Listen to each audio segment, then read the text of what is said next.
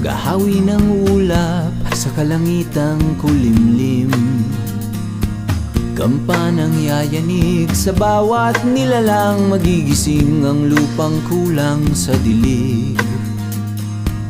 Ikaw ang magsasabing kaya mo to, tulad ng isang tanglaw sa gitna ng bagyo.